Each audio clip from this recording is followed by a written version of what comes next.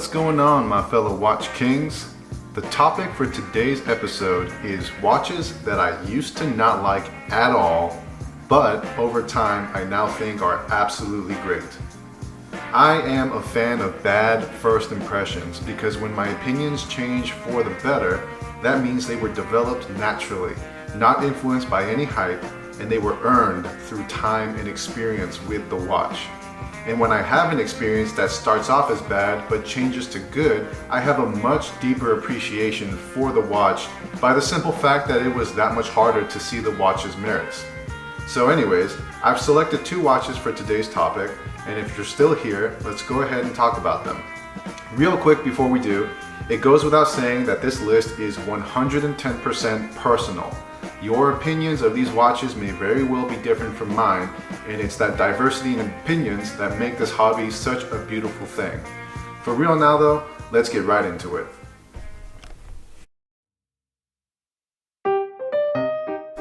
I have to confess that this was an impulse purchase on my part. I wasn't particularly keen on buying the sports, but there was definitely some internet hype when it was first released. And as a young, innocent YouTube channel creator, I felt compelled to cover it for the views. Seiko didn't disappoint as I received the watch with pretty much misaligned everything. Are you gonna notice the misalignments from a quick glance? No, not at all. But when you're a watch guy, you develop an OCD for minor details, so barely noticeable misalignments are going to drive you crazy. These minor deficiencies are exacerbated when you consider the price tag hovers around $200. Everyone's got their own standard for price, but for me, if a $100 Invicta can do it right, then you better damn well believe my expectations for a $200 Seiko will be higher.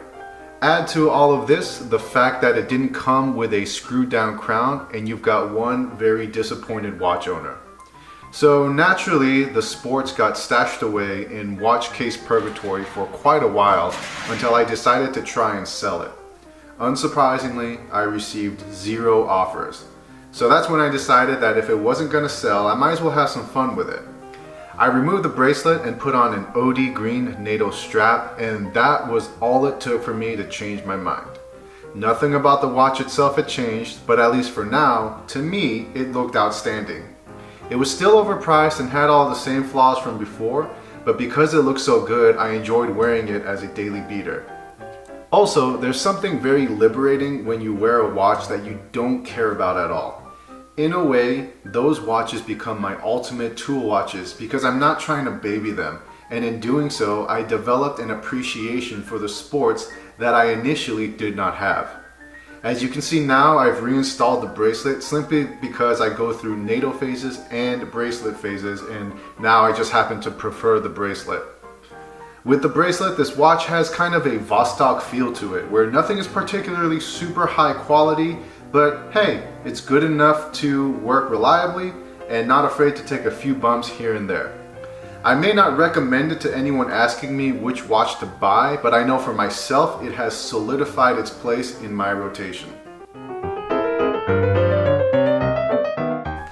Here we have a very handsome piece from San Martin that, in my opinion, fell really short of greatness, simply because of the integrated bracelet. The case, crystal, crown, case back, dimensions, and PT5000 movement are all fantastic, but I could not give my stamp of approval because I felt the bracelet was so poorly executed. Normally, I'm willing to overlook the bracelet because it's not a big deal to order one that is more in tune with my style. But due to the 13mm integrated center link, that was not an option I had. I felt that San Martin was forcing me to experience this otherwise fantastic watch with a horrible bracelet. It's like trying to eat a Kobe beef burger with stale, nasty bread. A watch's bracelet or band is such a large part of the overall experience, and in this case, that experience was ruined for me. I don't want to get too in depth with the bracelet, but just know that it was not up to par with my standards, especially at an almost $300 price tag. So, just like the Seiko Sports, this watch sat in the deepest, darkest section of my watch case, to be forgotten until months later when I put it up for sale. And just like the Seiko Sports, I received 0 offers. Now, idle watches are the devil's playthings. When I officially deem a watch to be a lost cause, that's when I do crazy things with them. As you can see, this beautiful little watch now has a NATO strap sitting in between 21mm lugs. Let's just say I went to town on the watch with my Dremel. I figured this watch is never gonna be worn, so let's see if I can make it better, and whatever happens, happens. Suffice it to say, I was able to remove 8mm of steel from the case, and it is now everything that I wanted it to be from the beginning. This watch just goes to show that, while no watch is perfect, a little bit of time and TLC can make a watch that is uniquely yours. Sure, it's not pretty and not machine grade finished, but for me, it's perfect. I really like how it has slight imperfections caused by myself, and also that it's probably the only one of its kind. I emailed St. Martin a picture of the end result, and hopefully they make the change to future models, but for now I will enjoy being the only owner of a SN0076G with a 21mm lug width.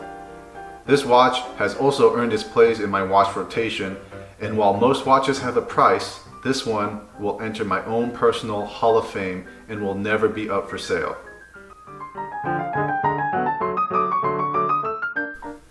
Here's some input from my viewers on the Discord server. So Tess Stamper says he initially did not like the Timex Camper because of the plastic case and stock NATO, but the clean design and Indiglo is what won him over. And for viewer Child Roland, he mentions the Loris RXD 425L8 in titanium, which, kind of like the Timex Camper, also looks like an outdoorsy field type watch. It's easy to see why these two watches were chosen, because field watches can typically be quite bland and underwhelming in design, but that's also one of the things that is so beautiful about them. And I completely understand how one could slowly grow to realize their versatility and reliability.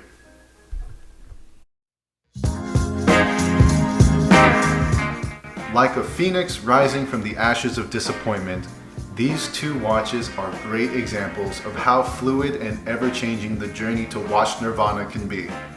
Let me tell you, the fact that these watches are now in my rotation is really saying something, considering they used to be dusty memories up for sale. I'm very grateful that no one made an offer, or else I would have never messed around with them. For those of you still watching, I highly encourage getting your feet wet with watch modifying. Modding completely changes the collecting journey, because you're no longer saying, which watch is better? Now you're saying, how can I make this watch better? And the options and ideas are endless. Even something as small as changing the straps adds so much substance to the hobby and makes it very fun. I'll wrap up the episode here, but best believe that this will be a reoccurring series as time moves on. For now, I hope you enjoyed the show. I know I had a blast making it. Thanks so much for watching, and I'll catch you guys on the next episode. Bye.